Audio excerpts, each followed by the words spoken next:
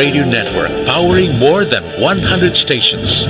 Heard in 81 provinces, 145 cities, and 1,490 municipalities. Giving voice to more than 300 Radyo Natin announcers every single day.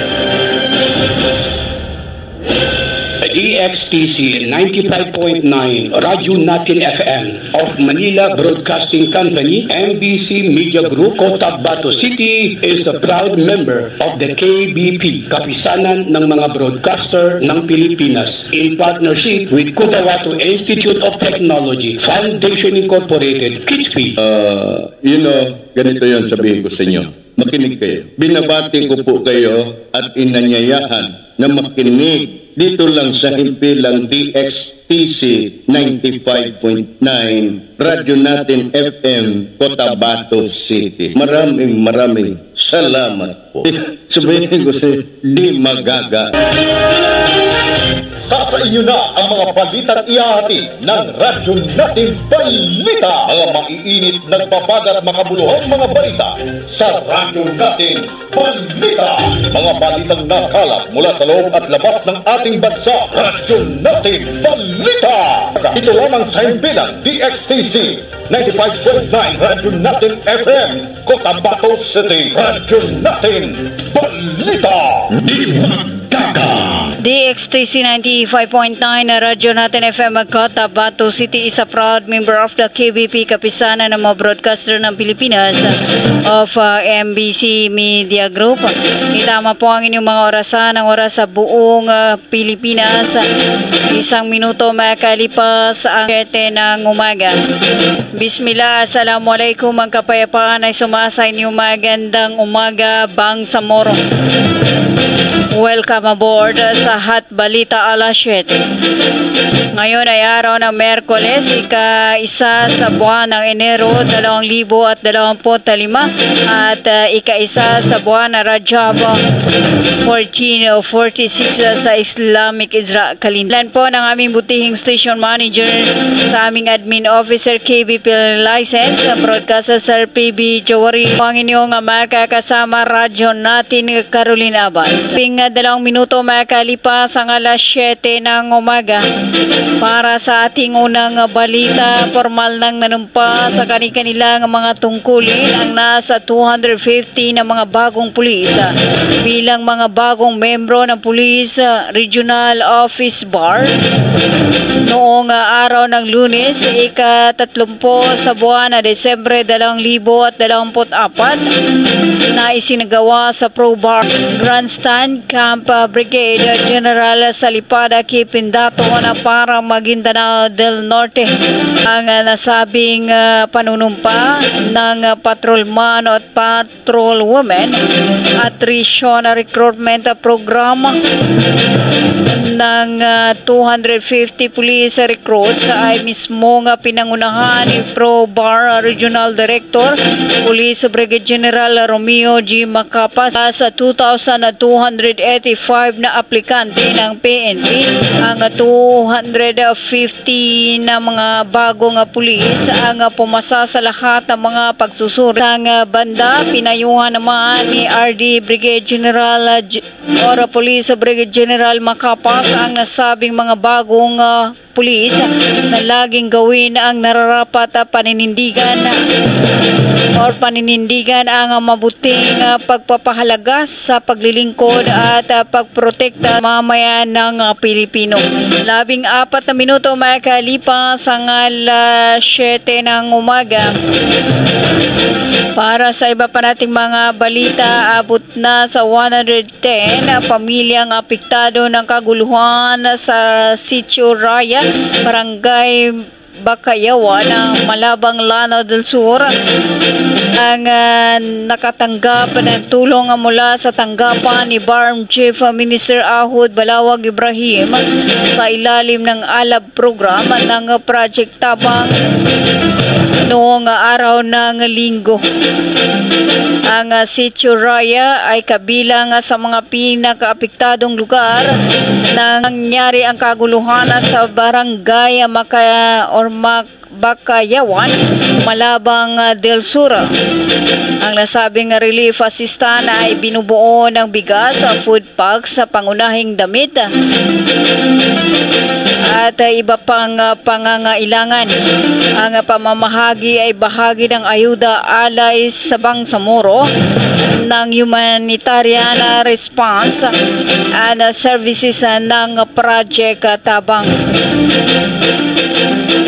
15 minuto makalipas ang 7 ng umaga. Tayo po ay magbabalik after this paid short commercial.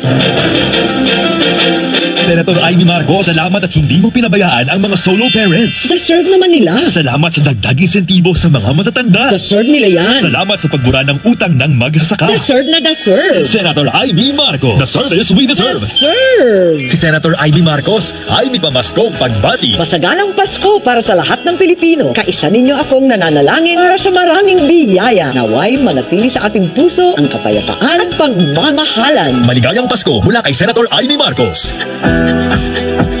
Inihahandog ng Ministry of Labor and Employment, BARMM, sa pamamagitan ng Bureau of Employment, Promotion and Welfare. Mole Job Portal Project na binuo para sa mga aplikanteng naghahanap ng trabaho at mga pribadong establishmento, kumpanya at recruitment agencies na nangangailangan ng mga trabahante. Libre. Madali.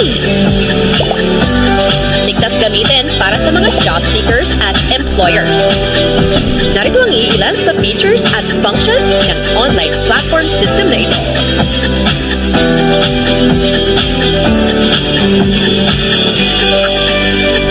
O di kaya'y bisitahin lamang ang website na ito.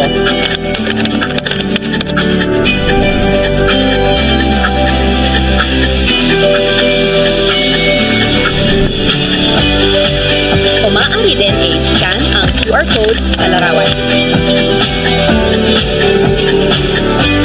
Para sa karagdagang impormasyon, bisitahin ang official website ng moleportal.h.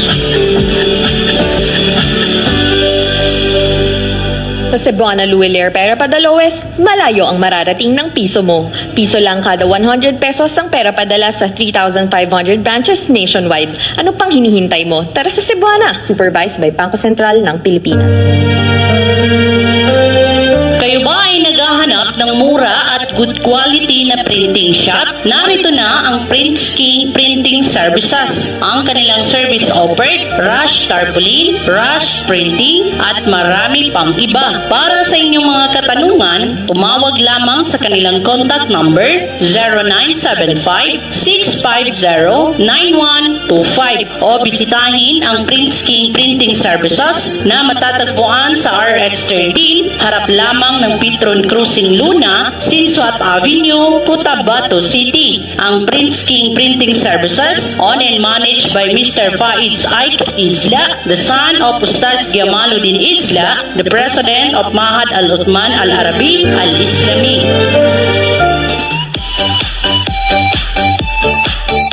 Hello mga mamis. Gusto nyo bang manganak sa dekalidad at libreng paanakan? Halina at puntahan ang Bagwa Lying-in Clinic. Libreng manganak at kasama na ang family planning. Kaya mga mamis, simulan na ang libreng pagpapacheck-up. Dito lang yan sa Bagwa Lying-in Clinic. Open 24 hours at PhilHealth accredited. Narito ang kanilang mga services offered. Family planning, IUD insertion or removal, check-up, pill supply, condom supply, DMPA injection, referrals for bilateral ligation, BTL, natural family planning, NFP method, counseling, maternal and child health, physical exam, breast exam, pelvic exam, prenatal care, postnatal care, pap smear, well body care, immunization, breastfeeding, cord dressing, whey taking, safe, normal, spontaneous delivery, newborn screening. For other services, you may please contact our midwife at landline number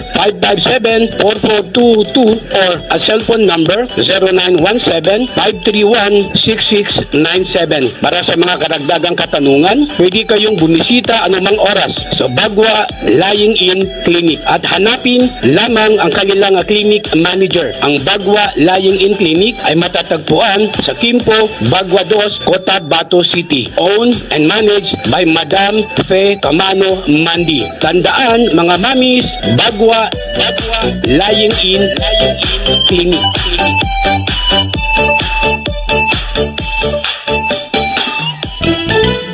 When we crave to have fun, yet our tummies won't sound.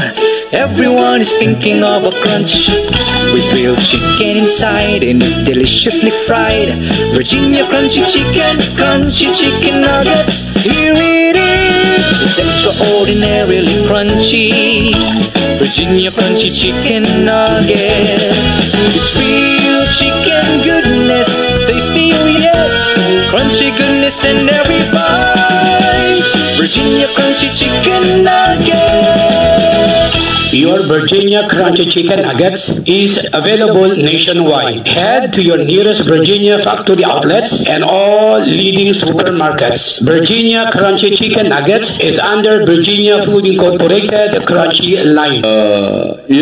Ganito yan sabihin ko sa inyo. Makinig kayo. Binabati ko po kayo at inanyayahan na makinig dito lang sa himpilang DXTC 95.9 Radyo Natin FM Cotabato City. Maraming salamat po. Sabihin ko sa di magaga.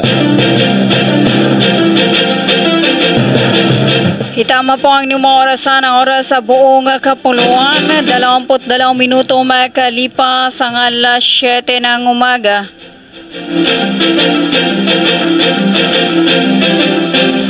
Kayo pa rin ay patuloy na nakikinig sa Hot Balita alas 7. Kasama si Radyo Natin Caroline Abbas.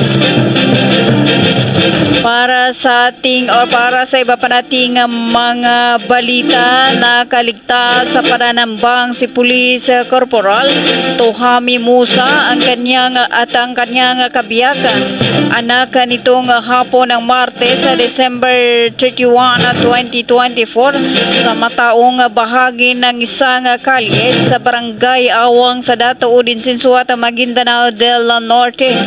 Sakay ng kanyang kulay silver na Toyota Hilux pick-up ang mag-anak ng paputukan ng mga armadong magkaangkas sa motorsiklo sa may rotunda sa Awang kung saan maraming mga nakaparadang mga tricycle at mga sasakyan ng pampasahero at napapalibutan ng mga establishmento.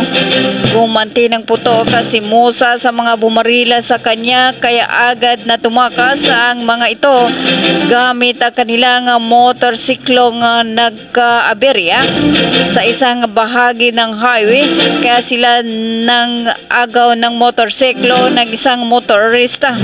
Si Norman Shane kanilang ginamit sa pagtakas. Inaalam pa ng mga investigador ng Dato Udin Sinsuat Municipal Police Station kung sino ang mga nanambang kinamusa at kung ano ang kanilang motibo sa pagsagawa ng nasabing krimen. Si Musa ay residente ng Barangay Tamuntaka sa Dato Udin Sinsuat ay nakadestino sa probinsya ng Tawi-Tawi na sakop ng Bangsamoro Region. 24 na minuto makalipas ang alas 7 ng umaga. Para sa iba pa nating mga balita, isa ang kumpirmadong nasawi sa pagsabog ng granada sa isang perihan sa Sitio Condring sa Barangay Marbel sa Matalam, Cotabato hating gabi nitong Martes, December 31, 2024, dispiras ng bagong taon. Agad na nanawagan si Matalam Vice Mayor Rafrael sa pulisya na kilalanin ang mga responsable sa pagpapasabog ng granada sa nasabing peryahan na nagsanhi ng pagkasawi ng isang residente at pagkasugat ng iba pa. Magkatuwang na nagpaabot na ng inisyal na ayuda sa mga biktima sina Cotabato Governor Emelo Talinio Mendoza at Vice Mayor Raprap kasabay ng kanilang kundina sa nasabing insidente. 25 minuto makalipas ang alas 7 ng umaga. Para sa ating panghuling balita, nasawi ang isang pulis master sergeant habang sugatan naman ang tatlong mga sibilyan ng pagbabarili ng mga kalalakihan habang nasa malapit sa isang peryahan sa barangay Poblasyon 1 sa Libaka, Sultan Kudarat madaling araw nitong Martes. Sa mga hiwalay na ulat nitong tanghali ng Martes ng mga opisyal Sultan Kudarat Provincial Police Office at ng Police Regional Office 12 na sa tapat ng isang tindahan at may intelligence mission sa nasabing lugar ang nasawing si Master Sergeant Louis Noble ng lapitan ng mga salarin at walang habas na pinagbabaril na naging sanhi ng kanyang agaran pagkasawi. 26 na minuto makalipas ang alas 7 ng umaga at yan na po ang kabuuan ng ating hot balita alas 7. Susunod po ang balitang Tang Moro. Inyong makakasama si radyo natin Alihanan Haji Ali. Sa ngalan po ng aming butihing station manager, ako po si Carolina Abas sa magandang umaga Central Mindanao.